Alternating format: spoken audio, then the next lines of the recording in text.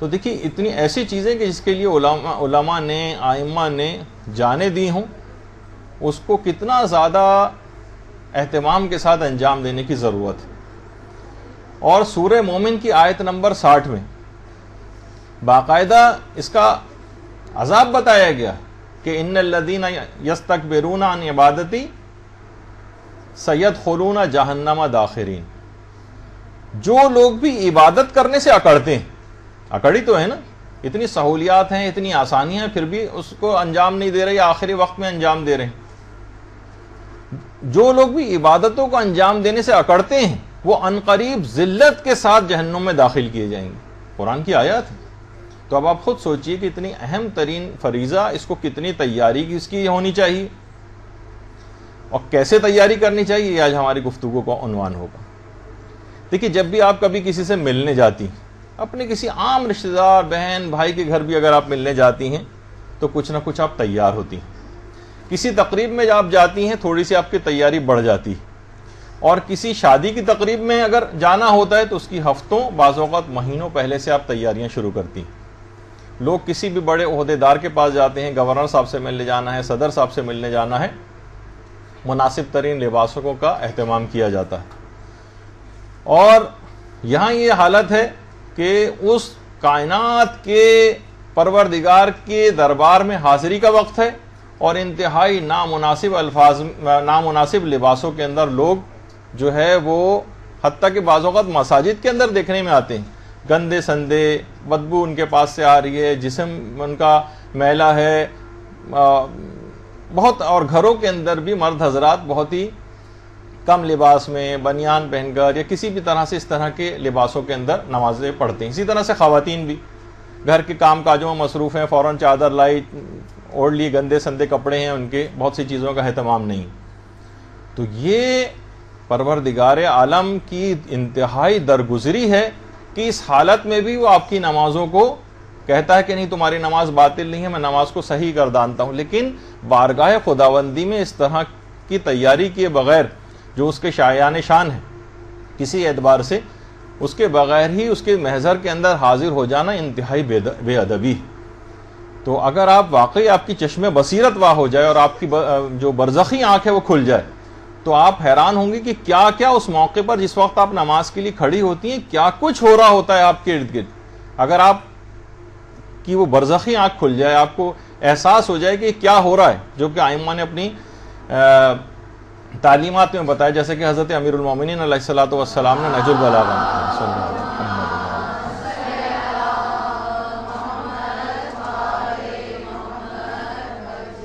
حضرت امیر نہج البلاغہ میں فرماتے ہیں کہ قد حفت بہم الملائکہ،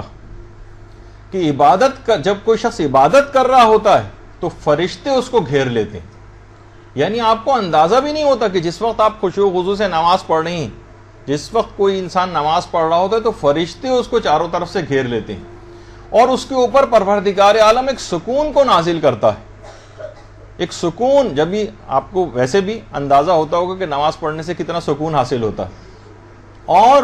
ایسے افراد جب بھی انسان نماز کے لیے کھڑا ہوتا ہے تو آسمانوں کے دروازے اس کے لیے کھل جاتے ہیں۔ آسمانوں کے اوپر دروازے ہیں، کچھ حجابات ہیں، وہ حجابات چاک ہوتے جاتے ہیں، چاک ہوتے جاتے ہیں۔ جیسے جیسے ہماری گفتگو آگے جائے گی اس میں آپ دیکھیں گی کہ کتنے بیچ میں حجابات آتے ہیں جن کو آپ کا ایک ایک دفعہ اللہ اکبر کہنا کس طرح سے ان حجابات کو چاک کرتا جاتا ہے۔ آپ کے لیے ایک بہترین جگہ جنت کے اندر تیار اور آراستہ ہونے لگتی ہے،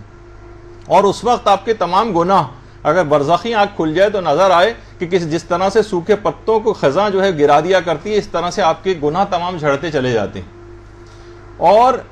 دیکھیے اتنا اہم معاملہ ہے یہ تیاری کا۔ مثلا اگر کسی کو پرائڈ آف پرفارمنس ملے، ابھی 23 مارچ جو ہے وہ گزری ہے، اور ٹی وی پہ آپ نے دیکھا ہوگا کہ اعلیٰ حکومتی شخصیت نے کس طرح سے لوگوں کو جو ہے وہ اعزازات دی ہیں، کتنا لوگ تیاری سے اس کے اندر جاتے ہیں۔ اور اتنا اہم موقع ہے یہ نماز کا کہ پیغمبر فرماتے ہیں کہ جس وقت نمازی کھڑا ہوتا ہے تو فرشتے پروں سے اس کے اوپر آ کر سایہ کرنے لگتے ہیں، اور جس وقت آپ الحمدللہ رب العالمین کہہ رہی ہوتی ہیں سورہ الحمد میں، تو اس وقت پروردگار عالم آپ کی آواز پر لبیک کہہ رہا ہوتا ہے، لبیک ہے میرے بندے۔ اس وقت آپ کو، لیکن آپ کو آوازیں سب نہیں آ رہی، بندے میں حاضر ہوں۔ اور امیر المومنین کی ایک حدیث کے مطابق جب بھی آپ نماز کے اندر کبھی مشغول ہوتی ہیں تو آپ کا جو لباس ہے اور آپ کا جو جسم ہے اور آپ کے اطراف کی تمام چیزیں یہ بھی تسبیح و تحلیل کرنے لگتی ہیں. تسبیح یعنی اگر آپ کی وہ آنکھ اور آپ کے وہ کان کھل جائیں جن سے آپ آوازیں سن سکیں،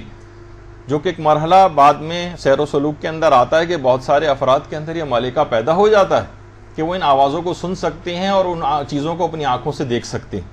تو پھر اندازہ ہو کہ واقعی میری یہ نماز کتنی اہم کہ تسبیح و تحلیل، بدن تسبیح و تحلیل کر رہا ہے، ارد گرد کی دیواریں تسبیح و تحلیل کر رہی ہیں، آس پاس کی تمام چیزیں تسبیح و تحلیل آپ کی آواز کے ساتھ آواز ملا کر رہی ہوتی. اور اسی وقت وہ دشمن خدا شیطان شدت کے ساتھ نالہ و فریاد کرنا شروع کر دیتا ہے، اپنے سر پر خاک ڈالتا ہے اور گڑ گڑاتا ہے کہ یہ آدم کا جو بیٹا ہے اس نے تو سجدہ کیا اور یہ نجات پا گیا، اور انکار کرنے کی وجہ سے، اسی سجدے سے انکار کرنے کی وجہ سے لعنت کا ایک توق جو ہے وہ ہمیشہ کے لیے میری گردن پہ آ گیا، اور یہ فرزند آدم اسی سجدے کے ذریعے جو ہے وہ نجات پا گیا. تو اگر آپ کی وہ آنکھ کھل جائے تو آپ شیطان کی ایسی گریہ وزاری اس کی آوازیں بھی سن سکیں. اور اتنا اہم موقع ہے یہ کہ کیا کچھ عالم معنوی میں ہو رہا ہے اور آپ کی روحانیت کیسی اس کے اندر ترقی کر رہی ہوتی ہے اگر واقعی اس کو اس انداز سے نمازوں کو پڑھا جائے کہ جیسے کہ حق ہے پڑھے جانے کا، تو آپ ایک نمایاں تبدیلی اپنے اندر محسوس کریں گے. لیکن اگر آپ نے مناسب تیاری نہیں کی، ایک بوجھ سمجھا اور ایک جس طرح سے ایک بہت زبردستی کر کے نماز پڑھوائی جاتی ہے اس طرح سے نماز پڑھی گئی، تو اتنے اثرات یہ نماز نہیں رکھے گی. یہ آپ کے اپنے کہ آپ اس نماز کو کتنی اہمیت دیتی ہیں اتنا ہی بس یہ نماز آپ کے لیے کارآمد بنے گی. تو دیکھیے آپ آج کل ایک بات اور، اس نماز کی تیاری کا فائدہ کیا ہے؟ فائدہ دیکھیے آج کل تمام شیعوں کو کتنا زیادہ دشمنوں کے خطرات لاحق ہیں، کتنی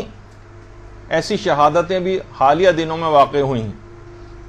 استاد شہید سبط جعفر، حالیہ جو واقعہ عباس ٹاؤن کا، روزانہ کچھ مومنین کا شہید ہونا اور علاقوں کے اندر، کہ انسان بعض اوقات اپنے دشمنوں کی کثرت سے گھبرا جاتا ہے. لیکن ہمارے چھٹے امام جعفر صادق علیہ الصلوۃ والسلام فرماتے ہیں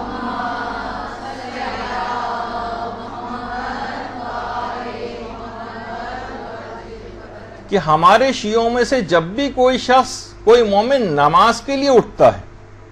نماز کے لیے، تو اس کے ارد گرد اس مومن کے تمام مخالفین کی تعداد کے برابر، سوچیے پوری دنیا میں آپ کے کروڑوں مخالفین، اس کے تمام مخالفین کی تعداد کے برابر فرشتے آ جاتے ہیں اور اس کی اقتدا میں نماز شروع کر دیتے ہیں اور اس کے لیے دعا کرتے رہتے ہیں. یعنی اتنا، یہ بھی آپ دشمنوں کی کثرت سے گھبرا رہی ہیں نا، اتنا ہی زیادہ آپ کے لیے فائدہ مند بات بھی ہے کہ امام فرماتے ہیں جب بھی کوئی شخص نماز کے لیے اٹھتا ہے مومنین میں سے تو اس کے ارد گرد اس کے مخالفین کی تعداد کے برابر فرشتے آ جاتے ہیں جو اس کی اقتدا میں آ کر نماز پڑھتے ہیں اور اس کے لیے مسلسل دعا کرتے ہیں. تو اب آپ دیکھیے کہ اس کی تیاری کیسے کر رہی ہیں. تقریباً 20-25 جو ہے پوائنٹس ہیں کہ آپ کو جن کا خیال رکھنا ہے. نماز آج سے شروع نہیں ہو سکے گی لیکن کچھ چیزیں ایسی ہیں کہ آپ کو اپنے ارد گرد ذرا نگاہ ڈالنی ہے اور ان چیزوں کو کوشش کرنا ہے کہ آپ پوری کر لیں نماز سے پہلے ہی. ایک لسٹ کی صورت میں بھی آپ کے پاس ایک چیز آ جائے. اچھا، اب سب سے پہلے ابتدا ویسے تو ہوتی ہے وضو سے. وضو کی ویسے تمام آداب، تمام شرائط جو وضو کی کلاسز ہو چکی ہیں، آپ میں سے اکثر کی اور کچھ کی ابھی ہو رہی ہیں، اس کے اندر ساری تفصیل وضو کے تمام مستحبات، آداب اور مسائل سب کچھ اس کے اندر آ چکے ہیں، تو لہٰذا میں اس کو دہراؤں گا نہیں. لیکن یہ کہ وضو سے نماز کی ابتدا ہوتی ہے. وضو کو مکمل آداب اور شرائط کے ساتھ بجا لانا چاہیے، تمام مستحبات کے ساتھ. اور جس کے اندر سے ایک ادب یہ ہے کہ نمازوں کے لیے جب بھی آپ تیاری کریں تھوڑے سے کچھ وقت پہلے، نمازوں کا وقت آنے سے پہلے،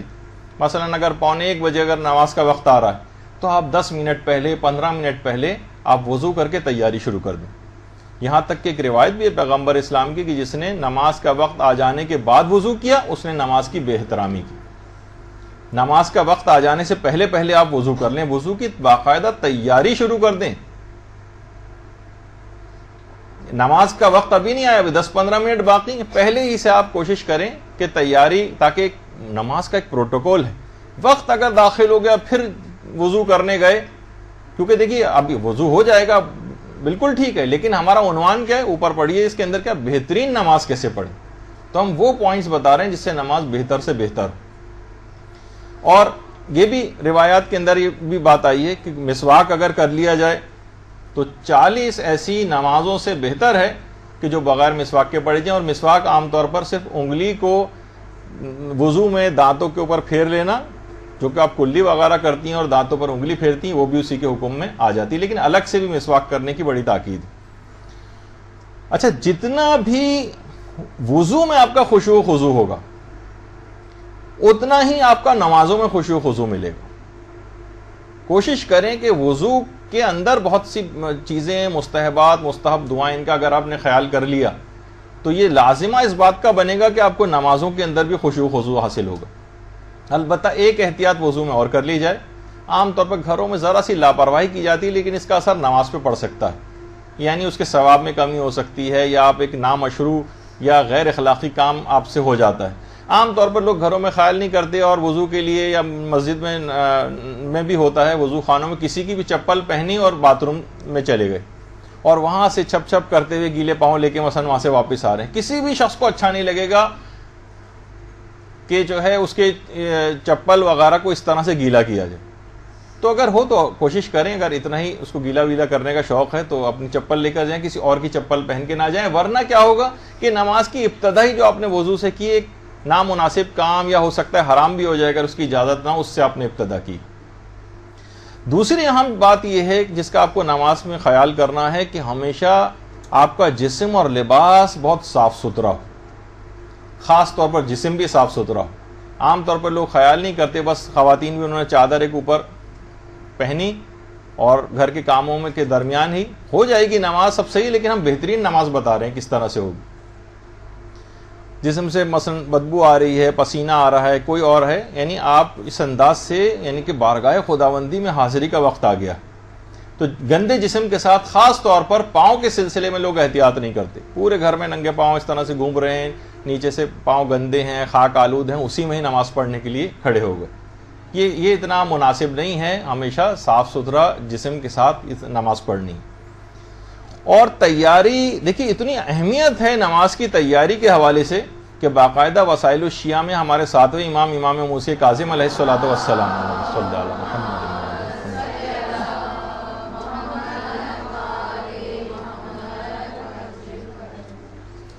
کہ ہمارے ساتویں امام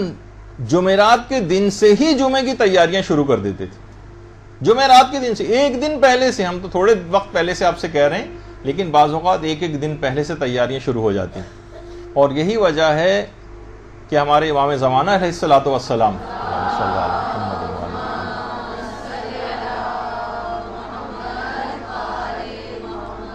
اپنے ظہور کے بعد جب آئیں گے تو کوفہ کو وہ اپنا دارالخلافہ یا کیپٹل بنائیں گے، اور کوفے میں 1000 دروازوں پر مشتمل ایک مسجد کی تعمیر ہوگی. ایک تو یہ تو مسجد کوفہ ہے آپ کے سامنے، کوفے میں ایک مسجد کی تعمیر ہوگی جس کی اتنی بڑی وہ مسجد ہوگی کہ 1000 دروازے اس مسجد کے روایت کے اندر آئیں. اس سے اندازہ ہوتا ہے، کیونکہ ظاہر ہے کہ جب امام زمانہ علیہ السلام آئیں گے تو اکثر جو نماز جماعت ہوں گی اس کی امامت بھی خود کیا کریں گے، اور خاص طور پر نماز جمعہ کی امامت. تو آپ خود سوچئے کہ اتنی اہمیت ہو جائے گی کہ اتنی بڑی مسجد ہونی بھی چاہیے، کیونکہ تمام اکنان و اطراف سے جو ہے لوگ آنا شروع ہوں گے. یہاں تک کہ اتنی تیاری ہوگی امام زمانہ علیہ السلام کی جمعے کی نماز پڑھنے کے سلسلے میں کہ بہت سے افراد تو بدھ سے چلنا شروع ہوں گے کوفے کی طرف، یا جمعرات سے تو پھر کہیں جا کر وہ جمعے کو پا سکیں گے. ظاہر ہے کہ امام زمانہ علیہ السلام جو ہے وہ نماز جمعہ کی امامت فرما رہے ہوں تو ہر مومن کی خواہش ہوگی کہ میں ان کے پیچھے جا کر نماز پڑھوں. تو روایات میں ہے کہ جمعرات یا بہت سے مومنین تو بدھ سے ہی چل پڑیں گے. ایسی تیاری ہونی چاہیے. اچھا جس وقت بھی آپ تیاری کریں تو ذرا جس جگہ بھی آپ نماز پڑھ رہی ہوں تیاری کے اندر یہ چیز بھی شامل ہے، ذرا اطراف کی چیزوں کی طرف ایک نگاہ دوڑا دیں۔ اگر کمرے میں اطراف میں کہیں پر بھی تصویر موجود ہے، خواہ وہ رہبر معظم کی، امام خمینی کی، یا کسی کی اپنی شادی کی کوئی تصویر ہے، اپنے بچوں کی کوئی تصویر لگائی ہوئی ہے، یا اخبارات رکھے ہوئے ہیں اس کے اوپر کوئی تصویر ہے، کوئی میگزین رکھے ہوئے ہیں اس پر کوئی تصویر ہے، جگہ جگہ آج کل پورے دیکھیے مسئلہ کیا ہے کہ قیامت کے دن ایک ایک نیکی کی ضرورت آپ کو پیش آئے گی۔ بعض اوقات ایک ایک نیکی کے اوپر فیصلہ ہو جائے گا کہ آپ کو کدھر جانا ہے، جنت جانا ہے یا جہنم جانا ہے اپنی سزا پانے کے لیے، تو وہاں پر ایک ایک نیکی کی ضرورت ہوگی۔ تو کیوں ہم اپنی نیکی کو مثلا اگر کمرے میں 5 7 10 تصویریں اس طرح سے کبھی اخبار میں، میگزین میں، دیوار پہ بھی لگی ہوئی ہے، ادھر بھی لگی ہوئی ہے، ادھر بھی لگی ہوئی ہے، تو اس سے کیا ہوگا کہ آپ کا ثواب نماز کم ہوتا جا رہا ہے۔ ہو سکتا ہے کہ بالفرض مثال کے طور پر اگر ایک نماز کا ثواب آپ کو 1 لاکھ ملنا ہے تو پتہ چلا وہ گھٹ کے جو 1000 رہ جائے، 10,000 رہ جائے، کہاں 1 لاکھ اور کہاں 10,000، تو ہم بلا وجہ ایک ایک نیکی جب کام آنے والی ہے تو اپنی نماز کے ثواب کو کیوں کم کریں؟ تو یا تو اس تصویر کو الٹ دیں یا اس تصویر کے اوپر کوئی کپڑا ڈال دیں دوران نماز، اور کوشش تو یہ کریں کہ کیا ضرورت ہے۔ بعض اوقات جب ہر وقت یہ تصویریں لگی رہتی ہیں نا تو آپ بعض اوقات توجہ بھی نہیں ہوتی اور ہفتوں مہینوں گزر جاتے ہیں ان تصویر کی طرف دیکھتی بھی نہیں۔ آپ اپنی نمازوں کو کیوں ثواب زبردستی کم کرواتی ہیں؟ اس وجہ سے کہ تصویریں اس طرح سے لگا کے رکھی جائیں، جب کراہیت ہے اس کے اندر، جب آپ کی نمازوں کا ثواب کم ہو رہا ہے۔ تو بہرحال امام خمینی بھی سیرت میں یہ تھا کہ کسی بھی جگہ جاتے تھے تو اگر قالین کے اوپر، ایران میں اس طرح کی بہت سی چیزیں قالین پر جس پر جاندار کی تصویر وغیرہ ہوتی تھی اس قالین کو اٹھوا دیتے تھے اور کمرے میں جا کر ادھر ادھر کا معائنہ کرتے تھے، جہاں کوئی تصویر نظر آتی تھی اس پہ جا کے یا تو کپڑا ڈالتے تھے یا اس کو الٹ دیتے تھے۔ تو اسی طرح سے اچھا اب تصویر یا تو کسی بھی جاندار مثلا کسی جانور کی ہو،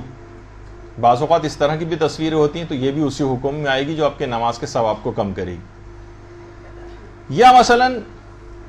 کسی انسان کی تصویر ہو، خاص طور پر سب سے پہلے میں ایک مسئلہ یہ بتا دوں کہ موجودہ مجتہدین میں سے آقا آیت اللہ خامنہی کو چھوڑ کر، رہبر معظم کو چھوڑ کر سارے تقریباً مجتہدین یہ بات کہتے ہیں کہ کمرے میں کسی بھی جگہ تصویر اگر لگی ہوئی ہے، چاہے آپ کے پیچھے ہے، دائیں ہے، بائیں ہے، سامنے ہے، ہر جگہ نماز مکروہ کر دے گی۔ البتہ رہبر معظم آیت اللہ خامنہی یہ بات بیان فرماتے ہیں کہ اگر صرف سامنے تصویر ہو، جیسے کہ اس تصویر کے اندر بھی آپ کو نظر آ رہا ہے، سامنے کوئی تصویر ہے نمازی کے سامنے، وہ صرف نماز کو مکروہ کرتی ہے۔ ورنہ اگر نمازی کے پیچھے جو ہے کوئی تصویر لگی ہوئی ہے اور نمازی آگے نماز پڑھ رہا ہے تو ان کے فتوے میں نماز مکروہ نہیں، یا اطراف میں بھی ہے اور سامنے نہیں ہے تب بھی نماز مکروہ نہیں۔ بہت سے لوگ ہو سکتا ہے اعتراض کرتے، کیونکہ انٹرنیٹ وغیرہ پہ یہ تصویریں ہیں تو یہ پتہ چل جائے کہ ان کا فتویٰ اصل میں یہ ہے کہ دائیں بائیں یا پیچھے اگر ہو تو یہ والا مسئلہ نہیں ہے، البتہ سامنے اگر ہو تو صرف مکروہ ہے۔ لیکن جو اور مجتہدین ہیں وہ یہ فرماتے ہیں کہ نہیں، کمرے میں کسی بھی جگہ کوئی تصویر ہے تو نماز کا ثواب کم ہو جائے گا اور مکروہ ہو جائے گا۔ خود امام خمینی کی اپنی سیرت میں بھی یہ بات ملتی ہے، جیسے میں نے پچھلی دفعہ بھی آپ کی خدمت میں ان کا واقعہ پیش کیا تھا کہ جب وہ کویت جلا وطن ہو رہے تھے، عراق کی گورنمنٹ ان کو نکال رہی تھی اور وہ کویت جا رہے تھے، تو رستے میں جب کویت کی سرحد کے قریب پہنچے تھے تو جو امام خمینی کے جو ساتھی تھے وہ تو امیگریشن وغیرہ کے پروسیجرز کے لیے مصروف عمل ہو گئے کاروائی میں۔ امام خمینی نماز کے کمرے کی تلاش میں نکلے کہ میں کس جگہ جا کر نماز پڑھوں۔ ایک کمرے میں گئے، وہاں دیکھا کہ فوراً کمرے سے باہر آ گئے، اس کمرے کے اندر صدام کی تصویر لگی ہوئی تھی۔ تو ایک تو وجہ اور بھی تھی کہ ایسی جگہ پہ جہاں پہ ایک ظالم کی تصویر لگی ہو، لیکن خود تصویر کے حوالے سے بھی وہاں سے فوراً باہر نکل کے آئے اور کہا یہاں تصویر لگی ہوئی ہے، یہاں پہ نماز مکروہ ہے۔ کوئی کسی دوسرے کمرے کی تلاش کی گئی اور پھر وہاں پر جا کر انہوں نے نماز پڑھی۔ اچھا اسی طرح سے اگر اطراف میں آپ دیکھیں کہ مثلا آپ آئینے کے سامنے کھڑے ہو کے نماز پڑھ رہی ہیں جس میں آپ کو اپنا عکس نظر آ رہا ہے، اس صورت میں بھی آپ کی نماز مکروہ ہو جائے گی۔ آپ کو نماز کی تیاریوں میں ذرا اطراف کا جائزہ لینا ہے کہ کوئی ایسی چیزیں تو یہاں پہ نہیں جو میرے ثواب نماز کو کم کرے۔ تو شیشے کے سامنے کھڑے ہو کر نماز پڑھنا یا بہت سی ڈریسنگ ٹیبلز وغیرہ ہوتی ہیں ان کے سامنے کھڑے ہو کر نماز ہو جائے گی لیکن ثواب نماز کم ہو جائے گا، کیونکہ اس کے اندر آپ کا عکس یا تصویر نظر آ رہی ہے۔ اسی طرح سے ایک چیز کا خیال آپ کو اور رکھنا ہے، وہ ہے کہ اس کمرے میں وہاں ٹی وی بھی نہ چل رہا ہو، کیونکہ اگر ٹی وی تصویر کے حکم میں آ جاتا ہے، اور جس طرح آئینے کے اندر جو تصویر ابھر رہی ہے جب وہ تصویر کے حکم میں آ رہی ہے تو امکان زیادہ اس کا پایا جاتا ہے کہ ٹی وی کے اندر بھی جو تصویریں آ رہی ہیں بھی اسی حکم میں ہوں گی، تو لہٰذا کہ جس کمرے میں ٹی وی چل رہا ہے تو وہاں پر بھی نماز پڑھنا ثواب نماز کو کم کرے گا۔ اسی طرح سے بہت سارے گھروں میں بچے ہوتے ہیں اور ان بچوں کے اپنے کھلونے ہوتے ہیں، یا اس طرح سے جو مجسمہ نما جو کھلونے ہوتے ہیں، وہاں پہ بھی یہی مسئلہ رہے گا اور ثواب نماز آپ کا کم ہو سکتا ہے، تو کیوں اپنے نماز کے ثواب کو کم کیا جائے۔ اور اسی طرح سے بچیوں کی گڑیوں وغیرہ کا بھی مسئلہ ہے، ڈالز۔ تو آپ دیکھیں کہ کتنی ساری یہ سب چیزیں بکھری ہوئی کمرے کے اندر اطراف میں نظر آ رہی ہیں جو آپ کی نماز کے ثواب کو کم سے کم تر کر بناتی چلی جا رہی ہیں، اور ہمیں اپنے نقصان کا ذرا سا کسی کی جیب سے بٹوا نکالتے ہوئے 10 روپے کا نوٹ گر جائے تو ہر آدمی بھاگا ہوا آتا ہے اور کہتے ہیں ارے ارے یہ دیکھیے آپ کے 10 روپے گر گئے نیچے، اور آپ بڑا شکریہ ادا کرتے ہیں کہ بہت شکریہ آپ کا، اور یہاں اتنے بڑے بڑے آپ کے نقصانات پہ نقصان ہوئے چلے جا رہے ہیں، لیکن کوئی ایک دوسرے کو روکتا ٹوکتا نہیں، اور اگر روک بھی دیں تو کہتا ہے کون سے چیز واجب و حرام والا تو مسئلہ نہیں ہے نا بھائی، یہ لاس بھی تو آپ کا کتنا بڑا، جو اچھے کاروباری حضرات ہوتے ہیں وہ زیادہ فائدے کر کبھی نہیں حاصل ہوتا، 1 کروڑ کے بجائے آدھا کروڑ منافع ہوا ہے ان کو، تب بھی اس کو لاس شمار کرتے ہیں۔ تو بہرحال ان اطراف کا جائزہ لیجیے کہ اس طرح کی کوئی چیز کمی تو واقع کرنے والی نہیں ہے آپ کی نمازوں کے ثواب میں۔ پھر نمازوں کی جگہ کا آپ کو بہت اچھا سا انتخاب کرنا ہے۔ دیکھیے سب سے پہلے تو معاشرے کے اندر جہاں اجتماعی طور پر نمازیں ہوتی ہیں وہاں پر بھی جو منتظمین ہیں اگر وہ تھوڑا سا درد دل رکھتے ہیں، لوگوں کو نماز کی طرف راغب کرنے کے شوقین ہیں، تو ان کو ایسی جگہوں یعنی مساجد کو، اور جس جگہ بھی نماز ہو رہی ہے نماز خانے بنے ہوئے ہیں، ایسی جگہ اس کو بنانا چاہیے کہ لوگوں کو دل لگے وہاں آنے میں۔ ایسی جگہیں ہم نے دیکھی ہیں نماز کے سلسلے میں کہ قالین ان کے جو ہے وہ کیچڑ کی طرح سے تقریباً ہو چکے ہیں، اتنے میلے گندے، بجری اس کے اندر بھری ہوئی ہیں، چیونٹیاں وہاں پہ چل رہی ہیں، بڑی مشکل سے آدمی جو ہے نا وہاں پہ نماز پڑھے اور فوراً سوچتا ہے کہ بھاگ جائے یہاں سے۔ تو نمازی جو اپنی نماز کی جگہ کا جو ہے وہ انتخاب آپ کوشش کریں کہ اچھے سے اچھا ہو، جو واقعی رکھتے ہیں، حتیٰ کہ علماء تک باقاعدہ ایسی جگہوں کا اہتمام کرتے ہیں، جھاڑویں لگاتے ہیں، صفائیاں کرتے ہیں وہاں کی، کہ محضر خدا ہے، سمجھے دربار خدا ہے، یہاں پر خدا کے دربار میں حاضری دینی ہے، اس کو کتنا صاف اور بہترین بنانا چاہیے۔ تو اچھی سے اچھی جگہ جو واقعی اس کا خیال رکھتے ہیں کہ ایسا ہو کہ لوگ یہاں پر آئیں تو ان کا واپس جانے کو دل نہ چاہے، تو ایسی کوشش کرنی چاہیے کہ ہم ایسی جگہیں اجتماعی طور پر ہوں کہ جہاں پر لوگوں کا دل لگے۔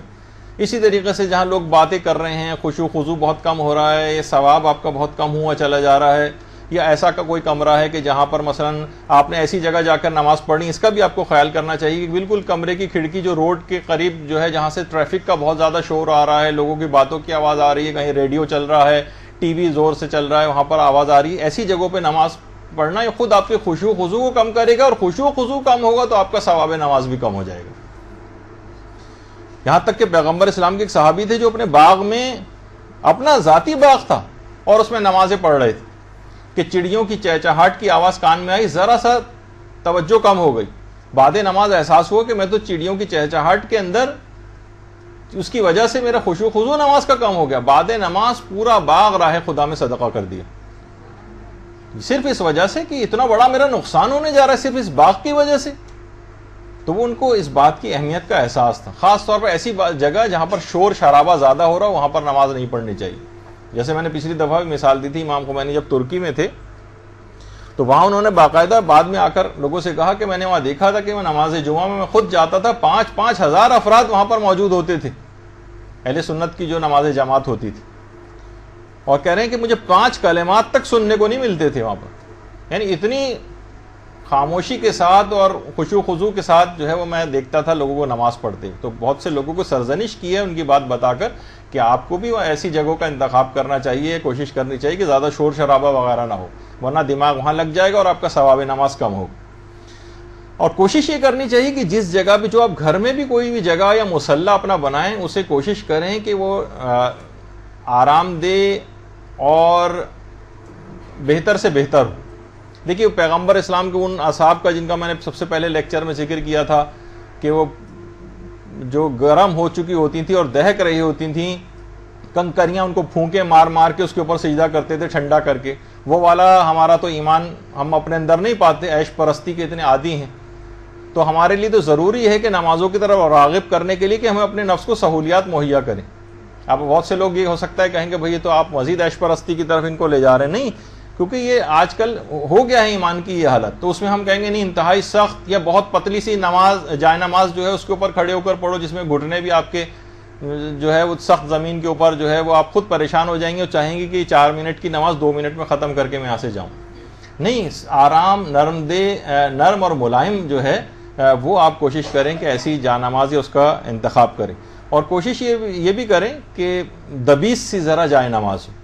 موٹی ہو، خوشنما بھی ہو، موٹی بھی ہو. بہت سے رگس ایسے آتے ہیں، جائے نماز عام طور پر نسبتاً پتلی ہوتی ہیں، لیکن رگ جو ہوتے ہیں جو کارپیٹ والے ہوتے ہیں جائے نماز کی سائز کے بھی ملتے ہیں، وہ آپ نرم ملائم آرام دہ دبیز اس طرح کے لے لیں نماز کے لیے، تاکہ اس پر زیادہ دیر آپ بیٹھ کر ذکر خدا کر سکیں، زیادہ دیر نمازوں کو دے سکیں، کمفرٹیبل ہو. یہی وجہ ہے کہ دیکھیے کیوں روزوں کے اندر اس بات کا اہتمام کیا جاتا ہے کہ وہاں کے کارپیٹس آپ دیکھتی ہیں کتنے نرم ملائم، مزہ آتا ہے. لوگ بہت سے ایک اعتراض بھی لوگ کرتے ہیں جس کا ابھی موقع نہیں ہے، انشاءاللہ کسی اور موقع پر علماء نے جو اس کے جوابات دیے آپ کی خدمت پیش کروں گا کہ ائمہ کے روزوں پر مثلا سونا کیوں لگایا جاتا ہے، ائمہ کے روزوں کو اتنا پرشکو کیوں بنایا جاتا ہے. ائمہ خود تو انتہائی سادہ زندگی بسر کرتے تھے، کیا یہ مناسب نہیں کہ یہاں کا سونا اور آرائشیں نکال کر غریبوں کے اندر تقسیم کر دی جائیں اور اس کو بالکل عام سا رکھا جائے. ایک اعتراض ہوتا ہے اپنے صاحبان ایمان کی طرف سے. تو بہت سے اس کے جوابات ہیں جس میں ایک اشارہ صرف کرتا ہوا گزر رہا ہوں کہ علماء نے کہا کہ لوگوں کو یہاں پر کمفرٹ مہیا کرنا ہے، لاگے لوگوں کو یہاں پر دل لگے، زائرین کو یہاں پر آرام مہیا کیا جا سکے تاکہ وہ زیادہ سے زیادہ بہتر طریقے سے اپنی عبادت کو انجام دے سکے. ورنہ آپ کو کل کو کہیں گے کہ یہاں سے اے سی بھی سارے اکھاڑ دیے جائیں، جب یہاں پنکھوں کی بھی، جب پنکھوں سے کام چل سکتا ہے، ہو سکتا ہے بہت سے افراد کہیں کہ ائمہ کے زمانے میں کون سے پنکھے ہوتے تو پنکھے بھی نکال دیے جائیں، اور اس زمانے میں تو قبر مبارک کے اوپر ایسی کوئی چھت وغیرہ بھی ابتداً شاید نہیں تھی، تو یہ پورا ہر چیز ہی مسمار کر دی جائے معاذ اللہ، تو یہ تو سلسلہ پھر کہیں پر رکے گا ہی نہیں. تو آپ کو ایسی جگہیں جب خود وہاں کے اپنے روزوں کے اندر اس بات کا اہتمام ہے کہ جب اچھے سے اچھی آپ کو کارپیٹ انتہائی نرم ملائم، تو گھروں میں بھی ایسا انتظام کیا جا سکتا ہے. اور بچوں کے حوالے سے بھی یہ بات بہت اہم ہے. چھوٹے بچے ہیں ان کو تو پورا ماحول آپ کو دینا پڑے گا. دیکھیں وہ جو آئنسٹائن کہا کرتا تھا نا کہ ہم کسی کو پڑھا نہیں سکتے، ہم صرف پڑھائی کا ماحول دے سکتے ہیں اس کو. تو ہم ظاہر زبردستی کرنا نمازوں کے سلسلے میں، تو اس کے اندر ایک یہ بھی ہے کہ کوئی ایسا ماحول بھی گھروں کے اندر نہیں پایا جاتا. جیسے کل ہی ہمارے پیرنٹ ٹیچرز میٹنگ یہاں پر ہوئی تھی، تو ایک بچے سے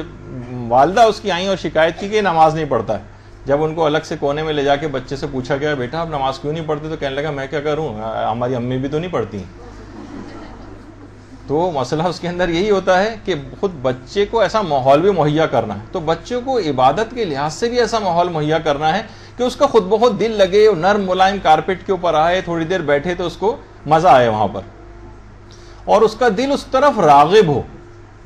مثلا تلاوت قرآن کے لیے بھی رغبت رکھے، اور جو ہے کوئی بھی اس کے لیے تھوڑی دیر بیٹھنے میں بھی اس کو مزہ آنا چاہیے وہاں پر. اور بعض اوقات اتنا ہو کہ بعض اوقات آپ وہاں لیٹ کے آرام بھی کر سکیں. مثلا بعض اوقات نماز کے بعد تھکاوٹ ہو رہی ہے تو تعقیبات کے درمیان ہی لیٹے لیٹے آپ تعقیبات پڑھ لیں، لیکن وہ جگہ تو ایسی ہو، لیکن ایک بہت ہی پتلی سی ایک جائے نماز پھٹی پرانی میلی سی، اس کے اوپر کسی کا بھی لیٹنے کو دل نہیں چاہے گا. لیکن اگر کوئی ایسا آپ نے اس نماز کی جگہ کو ایسا بنا رکھا ہو تو پھر واقعی پھر مزہ بھی آئے گا آپ کو وہاں پر لیٹنے میں بھی، آرام کرنے میں بھی. اسی دوران ہی آپ تسبیحات لیٹے لیٹے پڑھ لیں،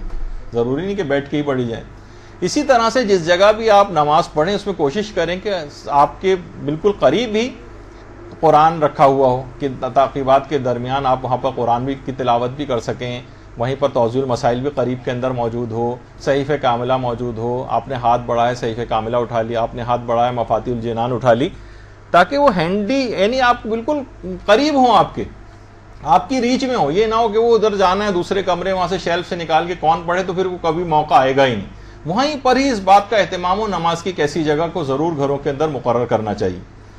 اور علماء یہ بھی فرماتے ہیں کہ نماز کو اگر آپ کو بہتر سے بہتر بنانا ہے تو کوشش یہ کریں کہ جس جگہ بھی آپ نماز پڑھیں، نماز کی تیاری میں چیز شامل ہے کہ وہ جگہ نسبتاً تاریک ہو. نسبتاً پوری گھوپ اندھیرے کی بات نہیں کر رہا، اس میں تو کراہیت بھی ہو سکتی ہے. تاکہ خشوع خضوع زیادہ ہو. یعنی آپ نسبتاً اگر وہ جگہ ذرا وہاں روشنیاں کم ہوں تو وہ بہت بہتر ہے, روشنی کم ہو. اور باقاعدہ شہید ثانی نے تو اپنی کتاب اسرار الصلاۃ میں لکھا ہے کہ کم روشنی والی جگہ خاص طور پر بہت زیادہ بہتر ہے نمازوں کی ادائیگی کے لیے. یعنی جتنی بھی چیزیں اصل میں آپ کو نظر آتی ہیں نا,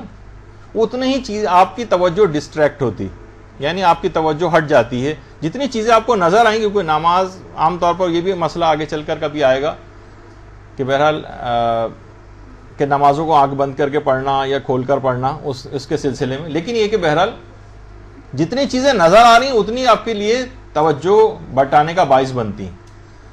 اور جب بھی بہت سے علماء تو کہتے ہیں اگر خشوع خضوع آپ کو آنکھیں بند کر کے ہی مل رہا ہے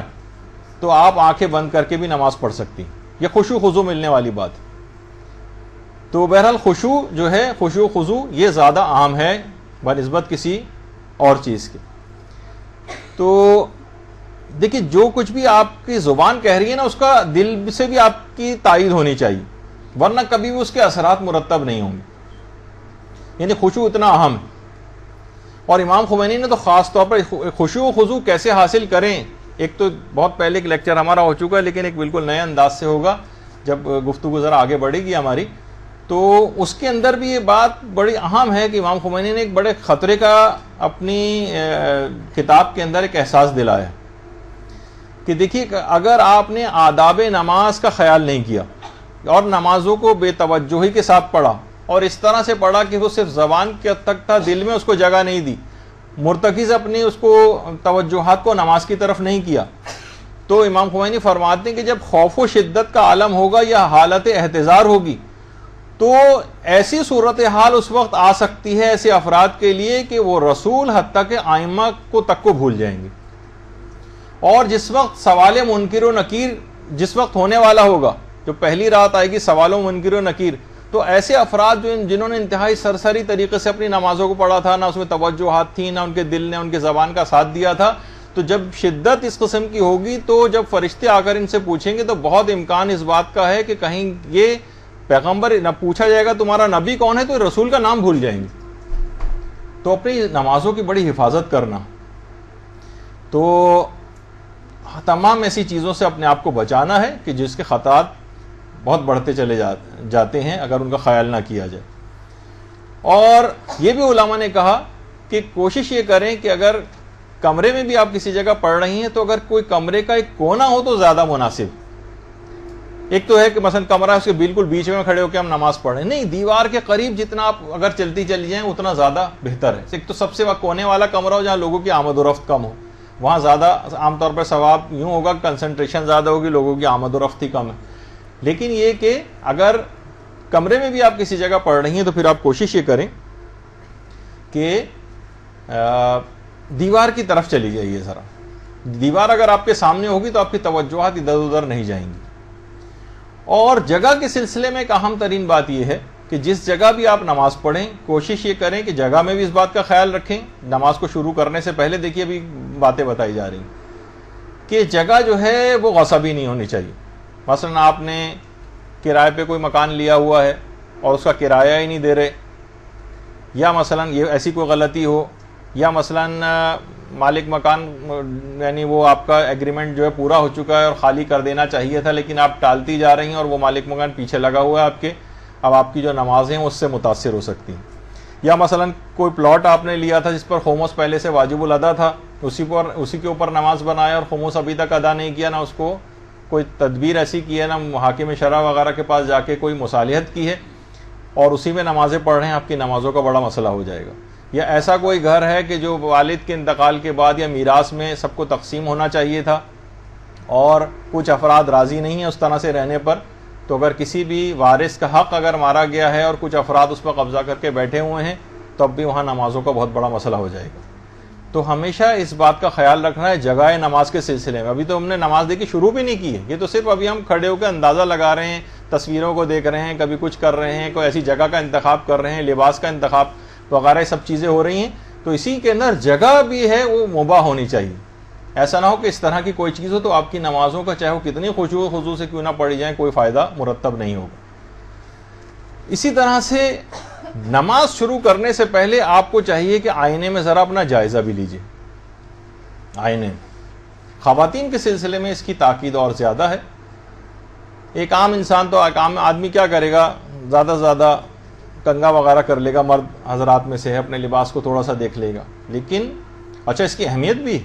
دیکھیے, کبھی بھی ایسا کچھ ہوتا ہے کہ مثلا گھر کے دروازے پہ بھی آدمی کبھی جا رہا ہوتا ہے, کوئی آ جاتا ہے تو تھوڑا سا اپنے آپ کو بہتر کر لیتا ہے. پیغمبر اسلام بھی کی سیرت یہ تھی کہ جس وقت دروازے پہ کوئی آتا تھا اور دق الباب ہوتا تو پیغمبر برتن کے پانی میں اپنا عکس دیکھ کر پھر دروازے پر جاتے تھے کھولنے کے, یعنی اپنے آپ کو تھوڑا سا بہتر. تو اب تو خدا کے حضور حاضری کا موقع ہے, تو وہاں تو اپنے آپ کو ضرور ذرا دیکھ لینا چاہیے کہ محضر خدا میں حاضر ہونے جا رہے ہیں, حلیہ وغیرہ بھی درست ہے, یا کوئی ایسی غلطی تو نہیں ہو رہی ہے, خاص طور پر خواتین کے سلسلے میں. ایک بال بھی اگر کوئی ایسا نظر آئے, اب تو خواتین بہت سی جو ماڈرن ہو گئی ہیں ذرا, تو وہ اپنے اس بات کا خیال نہیں کرتی ہیں, لیکن ایک بال بھی اگر کسی عورت کا نظر آ رہا ہے تو اس کی نماز غلط ہو جائے گی. تو مسائل نماز کے لحاظ سے بہت ان چیزوں کا خیال رکھنا ہے کہ کہیں سے کوئی بال نظر نہ آئے. دوپٹے کے اندر نماز جس میں سے بال جو ہے مثلا جھلک رہے ہوں, اتنا سی تھرو اگر کوئی دوپٹہ ہے یا چادر بھی سی تھرو ہے جس میں سے یعنی باقاعدہ بال جھلک رہے ہوں اس میں سے, تو ایسی چیزیں پہننے سے بھی اجتناب کیا جائے. اور اللہ اکبر کہتے وقت بھی کوشش یہ کریں, ایک تو بالوں کا بھی مسئلہ ہے, دوسرا کلائی کا بھی مسئلہ ہے. یعنی ایسا نہ ہو کہ آپ اللہ اکبر کہنے کے لیے ہاتھوں کو اوپر اٹھائیں اور قمیض تھوڑی سی آپ کی جو بھی آپ نے پہنی ہوئی ہے وہ اوپر ہو جائے اور آپ کی کلائی وغیرہ ظاہر ہو جائے. یہ بھی کوشش کریں کہ اس طرح سے نہ ہو. بال بالکل نہیں نظر آنے چاہیے, جو کہ عام طور پر خواتین کے کچھ نہ کچھ اس قسم کی غلطی نظر آتی. اور قنوت پڑھتے وقت بھی یہی غلطی ہے, تو خیر ذرا دعا کے حوالے سے, لیکن اگر کوئی بلند ہاتھوں کو بلند کر رہی ہیں عام طور پر خواتین, اور وہ جو ہے اس میں ان کی کلائی وغیرہ ظاہر ہو رہی ہے, تو بھی ان کی نماز غلط ہو سکتی ہے. اسی طرح سے سجدے میں جاتے وقت بھی جب کوئی نامحرم سامنے نہیں ہوتا ہے تو ظاہر ہے کہ موزے وغیرہ پہننے واجب نہیں ہوتے ہیں, لیکن خواتین کیا عام طور پہ کیا ہوتا ہے کہ سجدے میں گئیں اور پائچہ اونچا ہو گیا تو اب ٹخنے سے بھی اوپر کی جگہ کافی زیادہ کھل سکتی ہے. تو اس کی بھی احتیاط کی جائے کہ اس طرح سے آپ کوئی بھی چیز پہنے کہ جتنی نماز میں جسم چھپانا ضروری ہے اتنا کم سے کم جو ہے وہ ضرور چھپا رہے. اور قنوت کے اندر بھی خاص طور پر تھوڑی سی بھی کلائی جو ہے یہ کوشش کریں کہ ظاہر نہ ہو, اور سلیوز وغیرہ پہنی جائیں تو بہت اچھا ہے, یا چادر پہنی جائے تو اس کے اندر تو خود بخود ہاتھ اس طرح سے چھپ جاتے ہیں. لیکن یہ کہ عام طور پر اسکارف وغیرہ پہن کے یا تھوڑا سا کم پردہ کر کے جو خواتین چادر کو استعمال نہیں کرتی اور ویسے کچھ چھپانے وپانے کی کوشش کرتی ہیں, دوپٹے کو اس طرح سے کر لیتی ہیں, لیکن یہ کہیں نہ کہیں سے جسم کے وہ اعضاء اس کے اندر کھل سکتے ہیں کہ جس سے نماز غلط ہو جاتی. تو بہرحال وہ مسائل اپنی جگہ پر آئیں گے. تو ابھی تو میں صرف ایک اشارہ کرتے ہوئے گزر رہا ہوں کہ آئینے کے اندر دیکھ کے آپ اپنا ضرور اس انداز کا طریقہ کار کر لیں. اور آپ کی جو آستینیں بھی ہوں, چاہے وہ نماز کی چادر ہو کچھ ہو, کوشش یہ کریں کہ اس طرح سے اندازہ کر لیں کہ آپ کے میکسیمم لینتھ میں بھی جس وقت آپ ہاتھوں کو اپنے پھیلائیں گی یا قنوت وغیرہ پڑھیں گی تو ایسا تو نہیں کہ وہ آپ کی کلائیاں وغیرہ ظاہر ہو جائیں گی. تو آپ کو تھوڑی سی بڑے سائز کی چادر وغیرہ کا بھی انتظام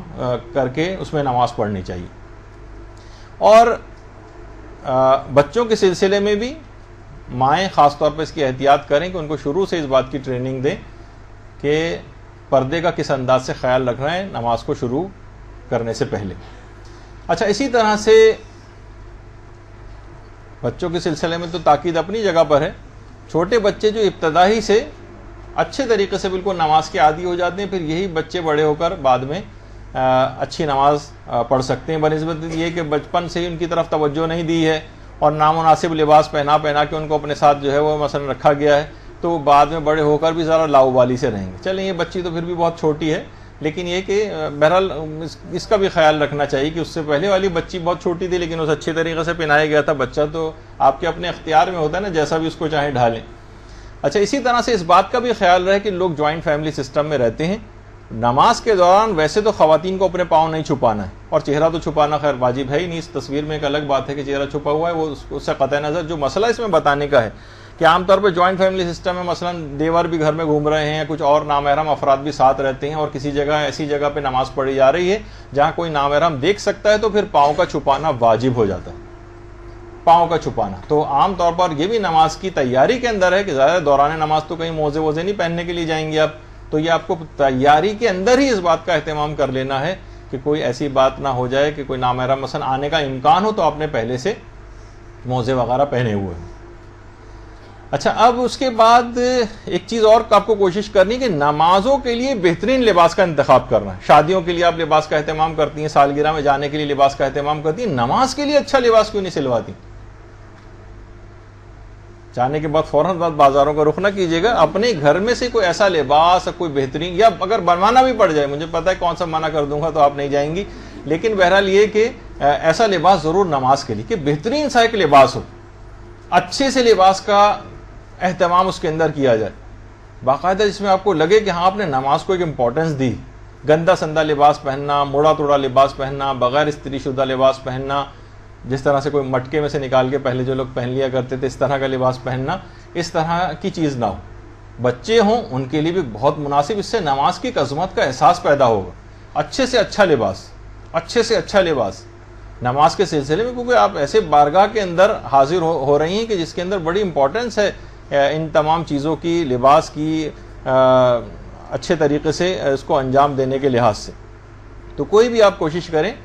کہ نماز کے لیے کوئی ایک لباس خواتین مخصوص کر دیں، ایک لباس یا دو لباس اپنے بہترین سے سلوا کے صرف نماز کے لیے مخصوص، جو صرف نماز کے لیے آپ نکال کر پہنیں اور اس کے بعد ان کو اتار دیں، بہترین لباس۔ اچھا، اسی طرح سے مردوں کے حوالے سے بھی ایک بات کہی جا سکتی ہے کہ مرد حضرات بھی عام طور پہ گھروں میں جس طرح سے بھی چاہیں وہ نماز شروع کر دیتے ہیں، ہو تو جاتی ہے، لیکن وہ بھی اگر جیسے کندورہ وغیرہ ہوتا ہے عرب حضرات جو پہنتے ہیں، یہ گھر میں بالکل ایک تیار حالت میں رکھا ہو، اس کو خوشبو وغیرہ لگائی ہوئی ہو، اس کے اندر صاف ستھرا ہو، نماز کے لیے گئے پہلے اس کو پہنا اور اس کے بعد پھر جا نماز پر آ کر نماز شروع کر دی، تو صاف ستھرا لباس ہوگا۔ اچھا، جب الگ سے ایک لباس پہنتا ہے نا تو آدمی ذرا کانشیس ہوتا ہے، نماز کو ایک امپورٹنس ملتی ہے۔ یہ تمام چیزیں وہ سب باتیں بتائی جا رہی ہیں نماز کی تیاری میں، جس سے نماز کو ایک امپورٹنس ملے گی۔ اور تو کوشش یہ کریں کہ اچھے سے اچھا اس انداز کا لباس ہو، وہ جیسے کہ ہمارے ابھی آپ نے دیکھا کہ کتنی پردے کی بھی احتیاطیں نماز کے دوران تھیں، یہاں تک کہ مجتہدین سے پوچھا بھی گیا کہ اگر گھر میں کوئی بھی نامحرم موجود نہیں ہے تو ہم صرف خدائی کے بارگاہ میں تو نماز پڑھ رہے ہیں، اور خدا سے زیادہ ہمارا محرم کون ہے، تو کیا ہم اس میں پردے کی اگر ذرا خلاف ورزی ہو جائے تو چل جائے گا؟ نہیں چلے گا۔ پروردگار اپنے سامنے آپ کو اسی طرح سے جس طرح معاشرے میں آپ کو پریکٹس کروانا چاہتا ہے نامحرموں کے سامنے۔ ہمارے استاد محترم تو بڑا اچھا ایک جملہ اس سلسلے میں کہتے ہیں کہ اس میں پردے کی جتنی باتیں، اس پردے کے احکام صرف نماز کے پردے کے سلسلے میں احتیاطیں ہیں۔ عورتیں اگر ان کی پابندی کر لیں، اور جو 5 دفعہ دن میں ان کو پریکٹس کروائی جا رہی ہے بار بار پردے کی، تو کہا کہ اگر عورتیں اس کی پابندی کر لیں تو ہمارے مجالس اور دروس کے مضامین آدھے رہ جائیں، ہم دوسری چیزوں کی طرف توجہ دے سکیں۔ پتہ چلا ساری بار بار توجہ میں انہی چیزوں کی طرف دینی پڑتی۔ تو پروردگار بھی، چاہے آپ اکیلے کمرے میں کیوں نہیں نماز پڑھ رہی، کسی نامحرم کا دور دور تک کیا محرم کے آنے کا بھی امکان نہیں ہے، تب بھی پروردگار اپنی بارگاہ میں آپ کو اسی انداز سے بلا رہا ہے، پورے مکمل پردہ کروا کر۔ تو کب آپ کے لیے سزاوار ہوگا کہ عام حالات میں آپ کو نامحرموں کے سامنے جانے کی اجازت مل جائے بے پردگی کے عالم میں۔ تو ایک تو بات یہ کہ دیکھیے لباس کو آرام دہ ہونا چاہیے، لباس تنگ نہ ہو۔ عام طور پر ہو تو جاتا ہے، لیکن مثلا ٹائٹ قسم کی پینٹس پہنی ہوئی ہیں اور جینز پہنی ہوئی، اٹھنا بیٹھنا بھی مثلا اس کے اندر مشکل ہو رہا ہے، تو ایسی نمازوں کے اندر یہ نامناسب ہے، ان کی توجہ، ان کا دل بھی نہیں لگے گا۔ تو ایک تو میں نے یہ کہا کہ نمازوں کے لیے کوشش کریں کہ الگ لباس ہوں، اور باقاعدہ کسی جگہ ہینگر میں کسی جگہ وہ ٹنگا ہوا، اور مرد حضرات ہوں خواتین ہوں نکالیں پہنیں، اور نماز ختم کرنے کے بعد دوبارہ اس کو ٹانگیں۔ دیکھیے نمازوں کے لحاظ سے لباس کی اتنی اہمیت ہے کہ بہترین لباس کا امام حسن علیہ الصلوۃ والسلام، ہمارے اللہ صلی اللہ علیہ وسلم،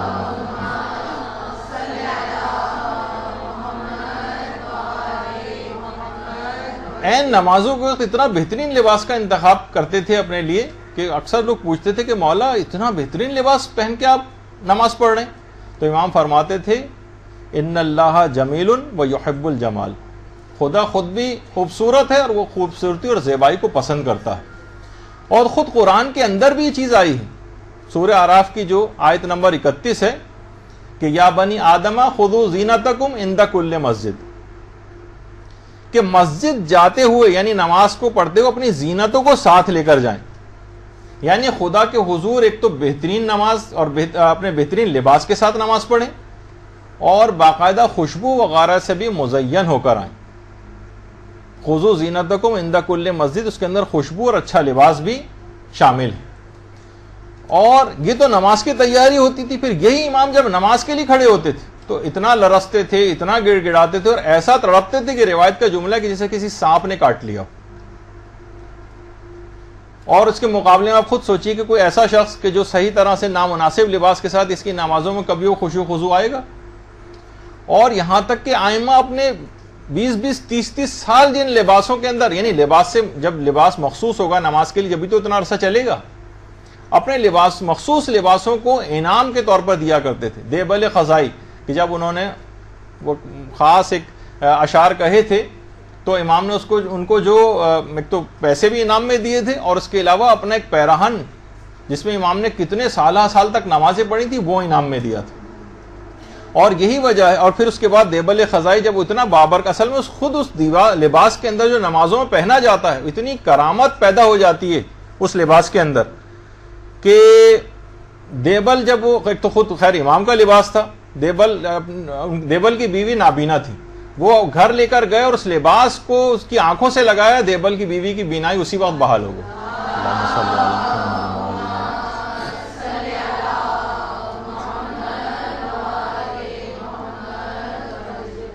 آیت اللہ مرشی نجفی نے کہا کہ وہ سال تک جس لباس میں نے نماز شب اور دیگر نمازیں پڑھی اس لباس کو میرے ساتھ قبر میں دفن کیا جائے. وہ بابرکت لباس ہے، وہ ایک نشانی کے طور پر وہ لباس ہے. اور اسی طریقے سے جب امام خمینی کے متعلق میں ملتا ہے کہ انتہائی صاف اور بہترین لباس ہمیشہ پہن کر نمازیں پڑھتے تھے، حتیٰ کہ بیماری میں بھی جس وقت آپریشن ہوا تھا اور آپریشن کے بعد اسپتالوں میں انہوں نے نماز پڑھی اس میں بھی انتہائی صاف اور بہترین لباس کا انتخاب کرتے تھے. آغا معتمدی جو امام خمینی کے قریبی ساتھیوں میں سے تھے وہ یہ فرماتے ہیں کہ بیماری کے بعد آپریشن کے بعد بھی جتنی نمازیں پڑھی انتہائی صاف اور بہترین لباس کا انتخاب کر کے نمازیں پڑھی. اور خود آیت اللہ مرشی نجفی کا یہ جملہ ہے کہ ایک دفعہ ایک شخص امام خمینی کے پاس آیا اور اس نے آ کر امام خمینی سے ان کے نماز کا لباس تحفے میں مانگا. نماز کا لباس تو امام ایک تو اوپر سے تو ابا وغیرہ ہوتی ہے عالم کی اور امامہ ہوتا ہے، لیکن اندر تو وہی کرتا شلوار ٹائپ کا جو ایک لباس کرتا ہوتا ہے، ایک پاجامہ ہوتا ہے.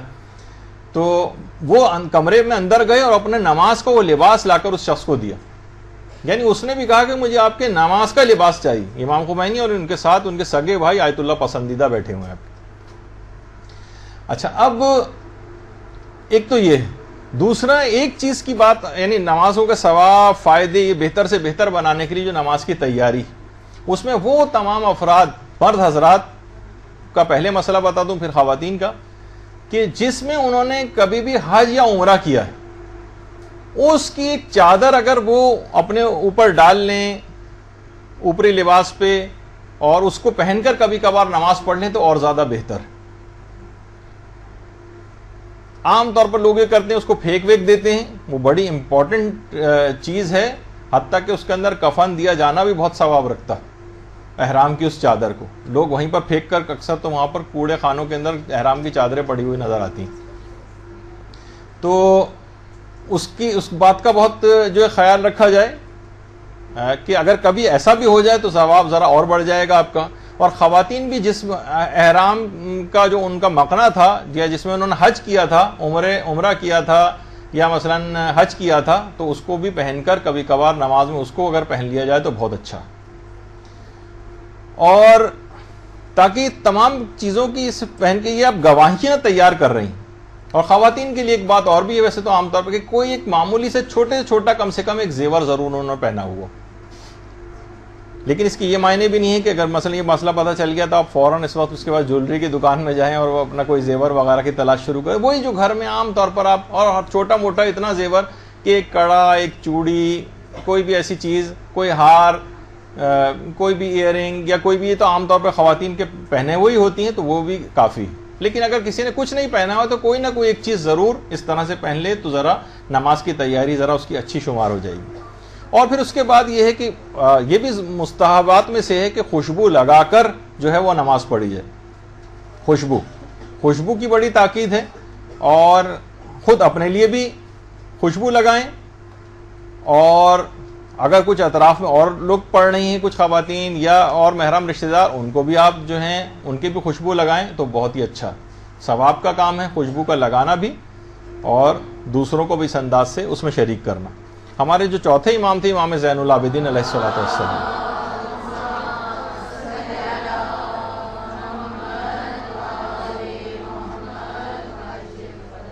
کہ جب بھی امام نماز کا ارادہ کرتے تھے اور مصلی پر آتے تھے،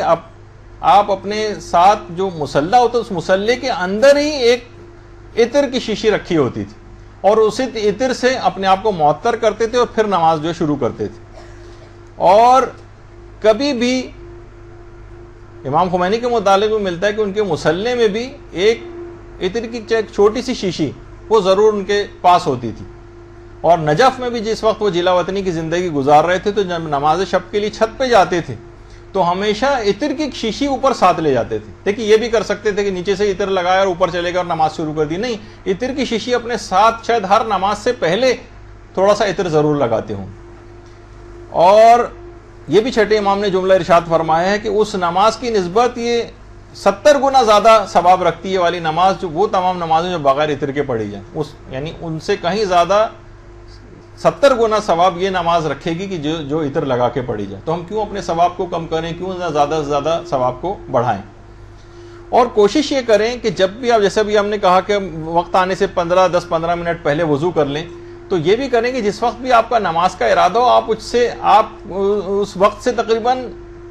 5-10 منٹ پہلے، 3 منٹ پہلے، 4 منٹ پہلے آپ مصلی کے اوپر آ جائیں اور تھوڑی سی دیر تلاوت قرآن کر لیں۔ دیکھیے میں نے اس سے پہلے بھی بات بتائی تھی کہ امام خمینی تو تقریباً آدھے گھنٹے پہلے آ کر اور تلاوت قرآن میں مشغول ہو جاتے تھے۔ آدھے گھنٹے بعد نماز کا وقت آنا ہے، وضو کیا اور اس کے اوپر آ گئے مصلی پر، اور اس کے بعد تلاوت قرآن شروع کر دی۔ تو یہ تمام اقدامات اس وجہ سے ہو رہے ہیں کہ آپ کو نماز میں آپ کی رغبت ہو، آپ کا دل لگے، ورنہ ایک بہت بے ادبی ہوگی، بے احترامی ہوگی، دل آپ کا متوجہ ہو جائے نماز کی طرف۔ یہی وجہ ہے کہ جب امیر المومنین جب آتے تھے نماز کے لیے، اللہم صلی علی محمد وعلی محمد،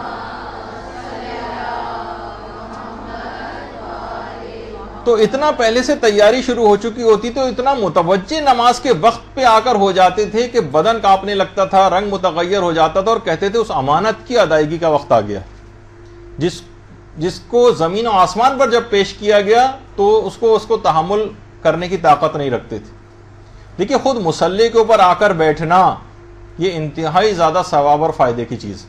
جتنی دیر انسان مصلی پر آ کر بیٹھا رہتا ہے خدا کے فرشتے اس پر مسلسل درود و سلام بھیجتے رہتے ہیں اور کہتے ہیں پروردگار تو اس بندے کو بخش دے، تو اس بندے کو بخش دے اور اس پر اپنا رحم و کرم نازل فرما۔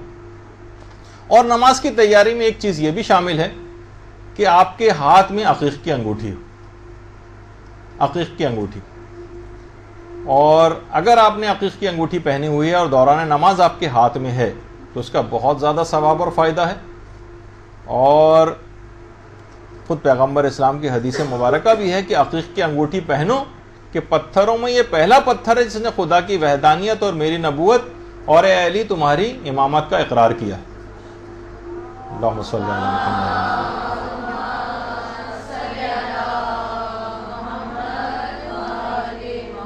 اور جو عقیق پہن کر نماز پڑھی جائے گی وہ 40 ایسی نمازوں سے افضل ہوگی جو بغیر عقیق کے کوئی شخص پڑھتا۔ تو اپنے ثواب میں نماز کو آپ زیادہ سے زیادہ کرتی چلی جائیے، بڑھاتی سے بڑھاتی چلی جائیے۔ بہت زیادہ اس کے ثواب اور فائدے عمومی زندگی کے اندر بھی ہیں کہ آپ کی ساری حاجتیں پوری ہوتی ہیں، خاص طور پر جب آپ قنوت جب پڑھتی ہیں اور ہاتھ میں عقیق ہوتا ہے تو وہ دعا آپ کی جلدی قبول ہو جاتی ہے۔ اور اتنا وقت نہیں ہمارے پاس، ورنہ اپنے خاص نظر کرم سے پروردگار نے عقیق کا یہ پتھر پیدا کیا تھا، تو اس کے بہت ثواب اور فائدے روایات کے اندر بیان ہوں۔ اور اس کے بعد ایک چیز بڑی اہم ہے، وہ یہ کہ جب بھی آپ کبھی نماز شروع کریں تو ذرا قبلے وغیرہ کا صحیح تعین ہونا چاہیے، قبلہ صحیح پتہ ہونا چاہیے۔ بہت سارے گھروں کے اندر ہم نے بڑی لاپرواہی سلسلے میں دیکھی ہے۔ عام طور پر علماء سے مجتہدین سے سوال بھی پوچھا گیا کہ کیا یہ کافی ہے کہ ہم عرفاً جو قبلہ ہو اس کی طرف رخ کر کے نماز پڑھ لیں؟ یعنی لوگ عام طور پر کسی گھر جاتے ہیں، بھائی قبلہ کہاں، کہتے ہیں یہ رہا قبلہ، اور آپ دیکھتے ہیں کہ بعض اوقات اگر تو مجتہدین کی طرف سے جواب آیا کہ عرفاً نہیں چلے گا بلکہ دقت نظری سے کام لینا پڑے گا، دقت نظری، یعنی ورنہ آپ دیکھتے ہیں کہ ایک ہی گھر میں ایک صاحب جو ہے کسی طرف رخ کر کے پڑھ رہے ہیں 10-15 ڈگری، دوسرا آدمی دوسری ویریشن کے ساتھ پڑھ رہا ہے، تیسرے آدمی سے کو دیکھ رہے ہیں وہ ذرا تھوڑا سا اور زیادہ ٹیڑھا ہوا ہے، تو ایک ہی گھر کے اندر اتنی زیادہ ویریشن. تو کوشش یہ کرنی چاہیے کہ نماز کو شروع کرنے سے پہلے قبلہ صحیح طور پر، اور عام طور پہ بڑے قبلہ نما جو ہے آرام سے ملتے ہیں، کوئی زیادہ اتنے مہنگے بھی نہیں ہوتے، 100 150 200 روپے کے ملتے ہیں، اور عام طور پہ اب تو جائے نمازوں وغیرہ کے اندر خود قبلہ نما ہے. اور جو آپ کے خود یہ سیل فون ہیں اس کے اندر سافٹ ویئر کو ایک ڈاؤن لوڈ کر لیں، جو خود ہی جس جگہ بھی ہوں گے وہیں پہ آپ کو قبلہ اسی وقت بتا دے گا. تھوڑی سی کسی بچے کو بھی دے دیں تو وہ سافٹ ویئر کو ڈاؤن لوڈ کر دے گا آپ کے سیل فون میں. تو یہ عام طور پہ ہوتا ہے، ایک دوسرے سے کو بلکہ شیئر بھی کروانا چاہیے کہ بالکل ایگزیکٹلی جو کوشش کریں کہ قبلے کی زیادہ بہتر سے بہتر سمت جو ہے وہ پتہ چلا سکے. تو یہ خود نماز کی اپنی تیاریوں میں یہ چیز شامل ہے. اور امام خمینی تو اتنا زیادہ اس بات کے قائل تھے کہ اپنے تمام امور حتیٰ کہ وضو بھی وہ قبلہ رخ ہو کر کرتے تھے، وضو بھی. اور بعض اوقات کبھی کبھار ایسا ہوتا تھا کہ اگر مثلا قبلے کی طرف پشت ہے، مثلا بیسن یا نل ایسی جگہ پہ لگا ہوا ہے کہ جہاں وضو کرنے کے لیے آپ کو پشت قبلہ ہونا پڑے گا، تو ان کا طریقہ کار تھا کہ چلو میں پانی لیتے تھے اور گھومتے تھے، قبلہ رخ ہوتے تھے اور اس کے بعد وضو کرتے تھے. تو جب اتنا زیادہ آپ نے ویسی باتھ روم کے اندر پانی بہایا ہوا اور کیچڑ کر رکھی ہے، تو اگر قبلہ رخ ہو کے اگر تھوڑا سا پانی نیچے گر جائے گا تو کون سا فرق پڑے گا، اتنا زیادہ ثواب بھی تو ملے گا آپ کو. تو بہرحال تو اور علماء نے ایک چیز بات اور کہی ہے کہ نمازوں کو شروع کرنے سے پہلے کوشش یہ کریں کہ اپنے سب کو معاف کر دیں، جن جن لوگوں نے بھی آپ کا قصور کیا ہے، تاکہ پروردگار بھی آپ کے اوپر رحم کرے، اور جو آپ نے پروردگار کے قصور کی ہیں پروردگار بھی اس کو معاف کرے. تو سب لوگوں سے اپنے دل کے تمام کینے اور حسد کو نکال دیں. جن لوگوں کے لیے الخصوص آپ کے دل میں کینہ محسوس ہوتا ہو، آپ کہیں کہ میں نے اپنے بھی تمام اس کے اوپر حقوق معاف کیے ہیں، اور بعض اوقات اس کے لیے دعا بھی کر دیں جو جس نے آپ کے کبھی حق میں کوتاہی کی ہو. تو آپ خود دیکھیں گے کہ بڑے عجیب و غریب اثرات اس کے ہوں گے. خود آپ کے نمازوں کے اندر بہت زیادہ آپ کو دل لگے گا، اور آپ کی نمازیں حد کمال تک پہنچیں گی. اور ایک بات اور جو علماء نے خاص طور پر نمازوں کو شروع کرنے سے پہلے جس بات کا آپ کو خیال رکھنا ہے کہ دیکھیے جو مستحب نمازیں ہیں ان کو تو آپ کوشش کریں کسی ایک جگہ نہیں بلکہ مختلف جگہوں کے اوپر پڑھیں. کبھی ایک کمرے میں، ایک ہی کمرے میں، کبھی ایک جگہ پر، کبھی دوسری جگہ پر، کبھی تیسری جگہ پر، اس کو فکس نہ کریں. مستحب نمازوں میں متعدد جگہ ہوں، کیونکہ یہ تمام زمین کی جتنی جگہ ہوں گی جہاں آپ نے سجدے کیے ہوں گے یہ آپ کو گواہی کے طور پر قیامت میں کام آئیں گے. لیکن جتنی واجب نمازیں ہیں اس میں علماء یہ بات بیان فرماتے ہیں کہ اس کے لیے کوشش کریں کہ کوئی ایک جگہ مقرر کر لیں، کیونکہ اس کی امپورٹنس اس جگہ کے اندر ایک ایسی برکت ہو جاتی ہے کہ بہت سے مسائل کے اندر کہ جس جگہ وہ شخص نماز پڑھتا تھا حالت احتضار میں، اگر اس جگہ لے جایا جائے تو اس کی جان آسانی سے نکل جائے گی. پھر چاہے حالت احتضار کے بعد تو انتقالی ہو جانا ہے تاکہ اس سختی کو جو ہے وہ موت کی وہ کم کیا جا سکے. اگر گھر کے اندر وہ شخص نماز اور گھر میں انتقال ہو رہا ہے، عام طور پہ تو اب جو صورتحال ہوتی ہے اس میں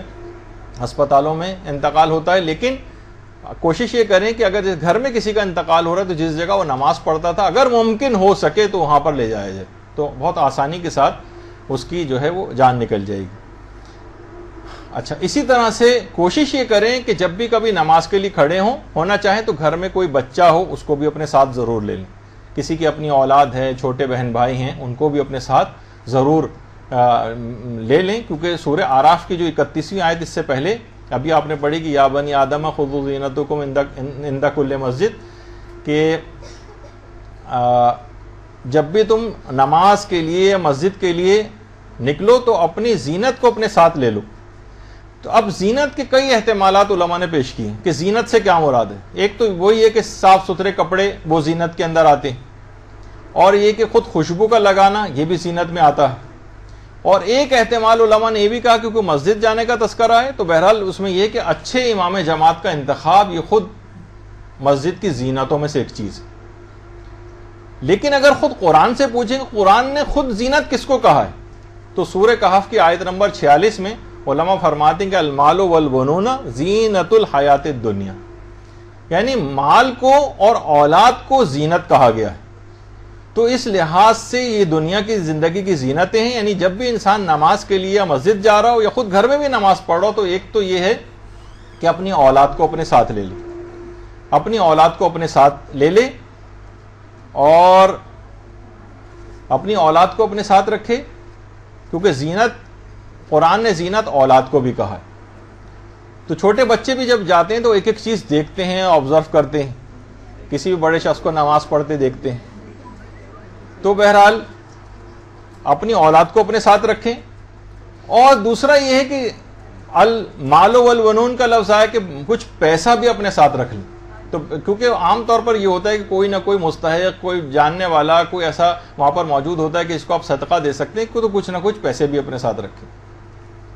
تو دیکھیے اتنی زیادہ اس بات کی امپورٹنس ہے کہ جب بھی کبھی نماز کے لیے کھڑے ہوں تو کوشش یہ کریں کہ کوئی نہ کوئی بچوں کو تاکہ عادی بنانے کے لیے اپنے ساتھ نماز پڑھوائی جائے۔ اور کیسے نماز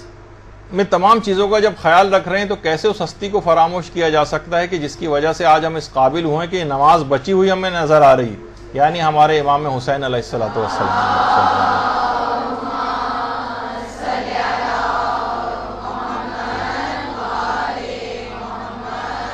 کہ اپنے پورے خانوادے کو اور اپنی آپ کو شہید کروا دیا، قتل ہو گئے اور ان نمازوں کو بچا گئے۔ کیسے فراموش کیا جا سکتا ہے؟ یہی وجہ ہے کہ آغا احمد بہاؤالدینی وہ فرماتے ہیں کہ امام خمینی حضرت سید الشہداء کے اتنے عاشق تھے کہ ہر نماز سے بھی پہلے اور ہر نماز کے بعد ضرور امام حسین علیہ السلام کو یاد کرتے تھے اور سلام اور زیارت کے ذریعے امام حسین سے توسل کیا کرتے تھے باقاعدہ۔ دیکھیے اتنی اہم بات ہے کہ آیت اللہ عبد الحسین تہرانی جو کہ محدث نوری کے استاد تھے، ایک دفعہ وہ کربلا میں درس دے رہے تھے، تو درس دیتے دیتے انہوں نے اپنے طالب علموں کو کہا کہ کل میں نے خواب دیکھا ہے، پتہ نہیں خواب سچ ہے یا نہیں۔ ایران تھا، کہہ رہے ہیں کہ اس زمانے میں قاجار خاندان کی حکومت تھی ایران پر۔ کہا کہ میں نے خواب میں دیکھا کہ قاجار شہزادوں میں سے ایک شہزادہ مرزا عبد النبی خان جو تھوڑے دیر عرصے پہلے مر گیا ہے، اسے میں نے خواب میں دیکھا کہ بہت خوش و خرم ہے، جبکہ مجھے اچھی طرح سے پتا ہے کہ کوئی اچھا آدمی نہیں تھا، وہ ایک برا آدمی تھا۔ میں حیران ہوا کہ اس کو اتنا بلند مقام کیسے حاصل ہو گیا، اتنا خوش و خرم یہ برزخ زندگی میں کیسے؟ تو میں نے اس سے پوچھا کہ تم تو ایک اچھا آدمی نہیں تھے، پھر تمہیں مقام کیسے ملا؟ تو اس نے کہا کہ ہاں میں یقیناً برا آدمی تھا، لیکن طالقان میں میری کان تھی، وہاں کی جتنے بھی آمدنی ہوتی تھی میں نے وہ امام حسین کی مجالس کے لیے وقف کر رکھی تھی۔ اچھا، اب بس اتنا انہوں نے سنا اور اس کے بعد ان کی آنکھ کھل گئی۔ تو مجمع میں ان کے شاگردوں میں سے طالقان ہی کے ایک عالم دین موجود تھے جن کا نام تھا ملا نظر علی طالقانی، جو خود طالقان کے تھے۔ کہا کہ استاد محترم، آپ کا خواب بالکل سچ ہے، مرزا عبد النبی خان کی کان وہاں پر ہے اور ہر سال اس کان کا پیسہ میرے پاس ہی آتا ہے، جس سے میں یہاں پر مجالس اعظم منعقد کرواتا ہوں مسجد ہندی میں، اور یہ بات بالکل صحیح۔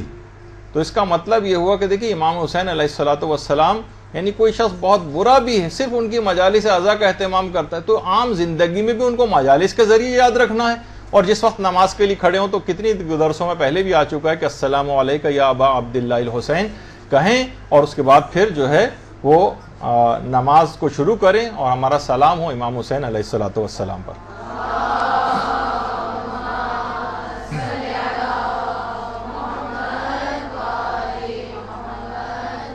اچھا، ایک بات اور تیاری کے اندر اور بتا دی جائے، وہ یہ ہے کہ جب آپ ہر چیز کو دیکھ رہی ہیں اطراف میں، تو کوشش یہ کریں کہ نمازوں میں جو آپ کی سجدہ گاہ ہے ذرا اس کی طرف بھی دیکھ لیجئے۔ اگر گندی سندی کالی اور میلی سجدہ گاہ ہے تو نماز تو دیکھیے ابھی تھا نا کہ معراج مومن پہ آپ کو لے جاتی ہے، تو رکشے میں بیٹھ کے تو معراج پہ نہیں جا سکتا نا آدمی، تو وہ تو اس کے لیے اچھے کوئی چیز ہونی چاہیے۔ تو ساری نماز کی سب چیزیں جو ہیں وہ جس پہ سجدہ ہو رہا ہے وہ نہ وہ کالی ہونی چاہیے نہ میلی، بلکہ صاف ستھری پاکیزہ ایسی سجدہ گاہوں وغیرہ کا انتخاب آپ کریں تو اس پہ خود آپ کو سجدہ کرنے میں مزہ آئے گا اور باقاعدہ آپ کا دل لگے گا۔ یا تو اس کو صفائی کا انتظام رکھیں، ہر تھوڑے دن بعد جب کچھ اس میں میل وغیرہ آنے لگے یا کالی ہونے لگے تو اس کی صفائی کا احترام، یا پھر دوسرے سجدہ گاہ۔ اور ایک چیز اور کہ نمازوں کے اختتام پر آپ اپنی نمازوں کا جو ثواب ہے اس کو اپنے زندہ یا مردہ جو مرحومین ہیں ان کو ہدیہ بھی کر سکتی ہیں، بلکہ سید ابن طاؤس نے اپنی جو کتاب ہے جمال العظبو میں، اس میں باقاعدہ دو اماموں سے یہ بات روایت کی ہے کہ اگر کوئی شخص اپنی نمازوں کا ثواب پیغمبر اسلام اور امیر المومنین اور ان کے اوصیاء کی خدمت میں ہدیہ کرے تو خدا اس قدر ثواب اس کو دے گا کہ مرتے دم تک جو سانسیں ہیں اس کا شمار نہیں ہو سکتا، اور اس کے جسم سے روح نکلنے سے پہلے اس کو باقاعدہ بشارت دی جائے گی کہ اے شخص تیرا ہدیہ ہم تک پہنچ چکا ہے اور آج تیری اس نیکی کے اجر و ثواب کو عطا کرنے کا وقت آ گیا ہے۔ خدا تیری آنکھیں شاد کرے، تیرا دل شاد کرے اور تیری آنکھیں روشن کرے اس چیز سے جو آج خدا نے تجھ کو عطا کر دی ہے، اور اس مبارک مقام کو جو کہ تو نے آج حاصل کر لیا ہے۔ اچھا، راوی نے جب یہ بات سنی، دو اماموں سے روایت ہے کہ اگر کسی نے بھی اس طرح سے ہدیہ کیا، راوی نے فوراً پوچھ لیا کہ مولا اس نمازوں کو ہم ہدیہ کرنے کا طریقہ کار کیا ہے؟ امام نے کہا بس بیٹھے بیٹھے دل میں یہاں پر قصد کرو کہ میں اس کا ثواب رسول خدا یا ان کے فلاں فلاں اماموں کی خدمت میں ہدیہ کر رہا ہوں۔ اور اس کے بعد یہ باقاعدہ مکیال المکارم کی دوسری جلد میں شیخ تقی موسوی اصفہانی نے بھی باقاعدہ اس کو لکھا ہے مکیال المکارم میں۔ تو اس وقت بھی اب آپ کو یہ بات اب پتہ چل رہی ہے، تو ابھی اسی جگہ پر بیٹھے بیٹھے بھی آپ اپنی تمام پچھلی نمازوں کو پیغمبر اسلام اور تمام ائمہ کو ہدیہ کرنے کی ابھی نیت کر لیں، تو یہی ثواب اور فائدہ آپ پہ مرتب ہو جائے گا انشاءاللہ۔ درود بھیجیے محمد وعلیہ۔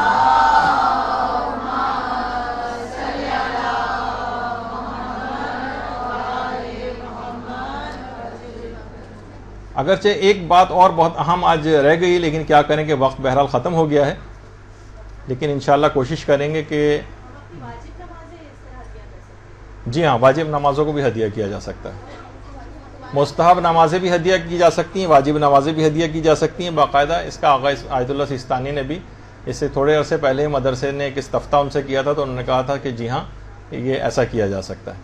اچھا، اب بس یہاں پر آج ہماری نماز کے تیاری کے سلسلے میں صرف ایک بات بس رہ گئی، جو انشاءاللہ اگلی دفعہ اس کو شروع میں لے کر آئیں گے، اور اگلی دفعہ سے براہ راست ہم نماز کو شروع کر دیں گے۔ اب یہ تو آپ نے دیکھا کہ ہم نے صرف نماز کی تیاری کی ہے، ارد گرد اپنا جائزہ لیا اور اطراف کی چیزوں کا جائزہ لیا، جس میں پورا درس ختم ہو گیا۔ انشاءاللہ اگلی دفعہ سے ترتیب وار مرحلے وار گفتگو شروع ہو جائے گی۔ وصلی اللہ علی محمد وآلہ الطیبین الطاہرین۔